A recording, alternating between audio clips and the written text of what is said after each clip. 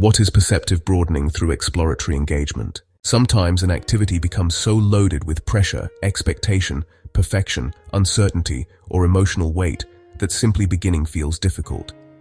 A creative project sits untouched for months. A conversation feels too important to start. A relationship becomes tense or fragile. A habit narrows into repetitive, compulsive behavior. Even things we genuinely care about can begin to feel psychologically heavy before we engage with them. This framework explores the idea that hesitation is not always caused by lack of motivation or desire.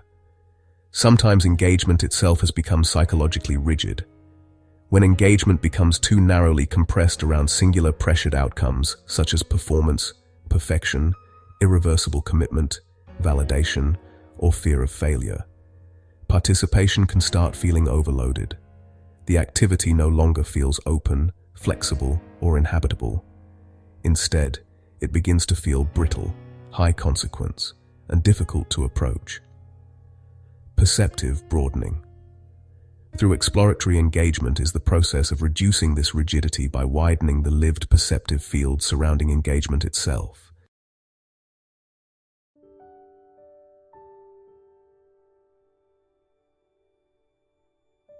At the center of this framework is the idea that engagement does not simply return unchanged when revisited.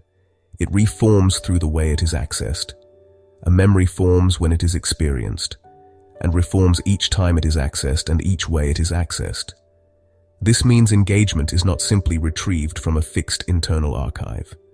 Activities, relationships, habits, emotions, and familiar experiences are continuously reactivated through ongoing participation, and the conditions through which they are accessed shape how they reform in experience. When engagement is repeatedly accessed through narrow participatory pathways such as pressure, perfection, evaluation, fear of failure, compulsive repetition, or irreversible commitment, the experience can gradually become psychologically rigid. Each reactivation reinforces the same compressed continuity structure surrounding the activity. Perceptive broadening occurs when exploratory engagement changes the way participation itself unfolds.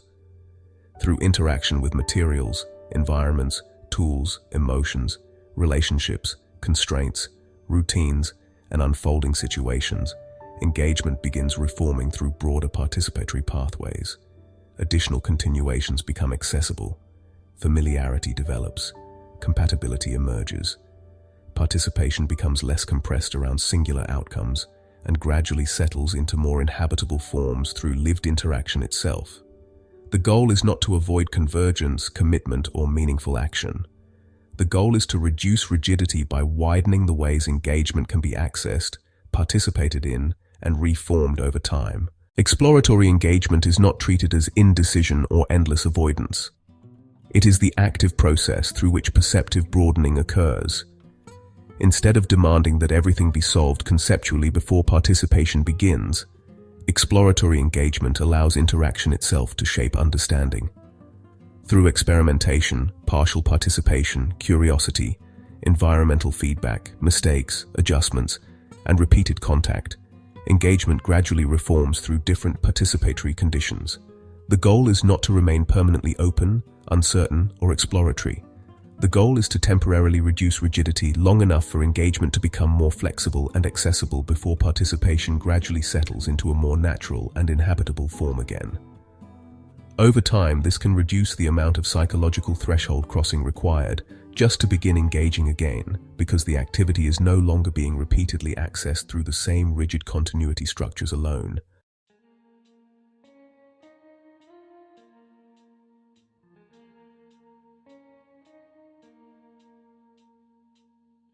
One example that helped shape this framework came through woodworking. For months, a large log of wood sat untouched because it had become psychologically tied to a very specific idea: carving a gauntlet.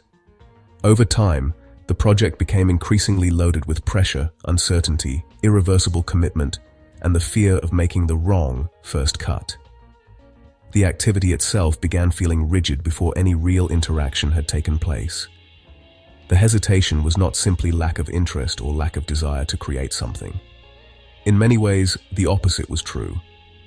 The project had become so important and narrowly defined that participation itself started feeling psychologically overloaded.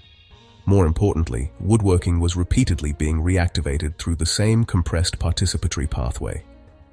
Each time the project was revisited, it was being accessed through anticipation, evaluative pressure, perfection, uncertainty, and singular outcome fixation. The way the engagement was being accessed continuously reinforced the rigidity surrounding it. The rigidity began reducing once exploratory engagement actually started. The original gauntlet was attempted, but through interaction itself, several incompatibilities became clear. The grinder attachment did not behave as expected. The size and density of the original wood made shaping difficult and psychologically heavy. The process revealed practical constraints that had not been fully accessible while the project remained conceptual and untouched.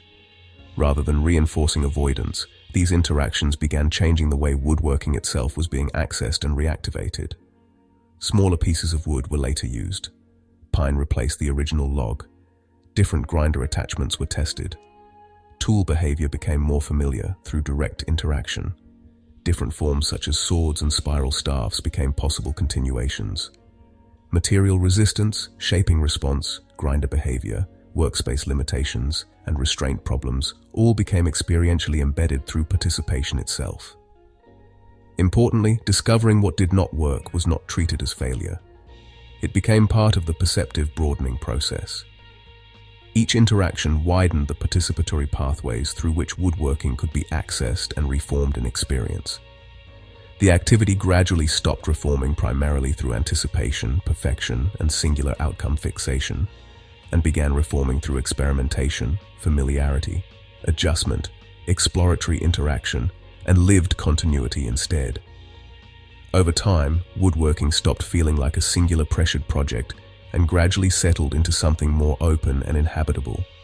Participation became easier to return to because the perceptive field surrounding the activity had broadened through repeated lived engagement.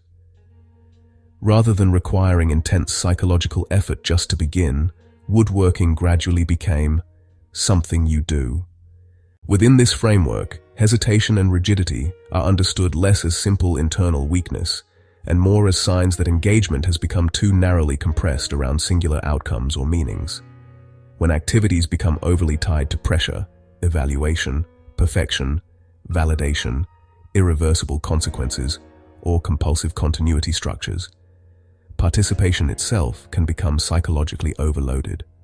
The activity starts feeling closed, brittle, and difficult to approach because engagement repeatedly reforms through the same narrow access conditions. Perceptive broadening reduces this rigidity by widening the participatory pathways through which engagement can be accessed and reformed. Through exploratory interaction, the activity becomes connected to more forms of participation, familiarity, flexibility, and continuation. Engagement no longer depends entirely on one high-pressure mode of access in order to remain meaningful or accessible. Over time, repeated exploratory engagement can transform activities, habits, relationships, and emotional patterns from rigid, pressured experiences into more inhabitable forms of participation. This can apply to creativity, relationships, intimacy, learning, habits, compulsive behaviors, emotional rigidity, identity, or any situation where engagement has become psychologically compressed and difficult to approach. The framework suggests that reducing rigidity is often less about forcing motivation and more about changing the way engagement itself is being accessed and reformed through lived participation. As participatory pathways broaden and engagement becomes associated with more forms of familiarity, flexibility, interaction, and continuity, participation can begin to stabilize more naturally through lived experience rather than through pressure alone. This framework is not presented as a formal neuroscientific theory or proof of brain function. It is a phenomenological interpretation of how engagement may become less rigid and more accessible over time through exploratory interaction and perceptive broadening. Its focus is not on eliminating uncertainty, convergence, commitment, or desire. Instead, it explores how exploratory engagement can reduce psychological rigidity by widening the participatory pathways and perceptive conditions through which engagement is accessed, reactivated, and reformed in experience, allowing activities, relationships, habits, and emotional patterns to become more flexible, inhabitable, and naturally accessible through lived participation over time.